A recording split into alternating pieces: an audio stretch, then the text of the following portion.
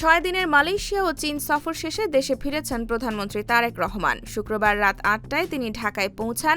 সফরের শেষ পর্বে বেইজিং থেকে চায়না সাউদার্ন এয়ারলাইন্সের ফ্লাইটে দেশে ফেরেন তিনি। সফরে প্রধানমন্ত্রী বিশ্ব অর্থনৈতিক ফোরামের সম্মেলনে অংশ নেওয়ার পাশাপাশি চীনের প্রধানমন্ত্রী লি কিয়াংয়ের সঙ্গে দ্বিপাক্ষিক বৈঠক করেন। এছাড়া ন্যাশনাল পিপলস কংগ্রেসের স্ট্যান্ডিং কমিটির চেয়ারম্যান ঝাও লেজির সঙ্গেও সৌজন্য সাক্ষাৎ এবং বেইজিংয়ে একটি বিনিয়োগ সম্মেলনেও অংশ নেন। প্রধানমন্ত্রীর কার্যালয়ের তথ্য অনুযায়ী এই সফরে বাংলাদেশ ও চীনের মধ্যে মোট 17টি সমঝোতা স্মারক স্বাক্ষরিত হয়েছে।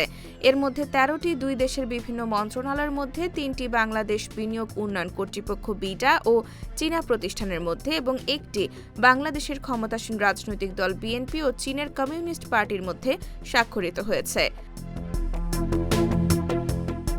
সরকারের আশা, এসব সমঝোতা বাণিজ্য, বিনিয়োগ, অবকাঠামো উন্নয়ন এবং দ্বিপাক্ষিক সহযোগিতাকে আরও শক্তিশালী করবে। এখন নজর থাকবে এই চুক্তিগুলোর বাস্তবায়ন কত দ্রুত হয় এবং দেশের অর্থনীতি ও উন্নয়নে এর বাস্তব প্রভাব কতটা পড়ে। IBTV USA, new York.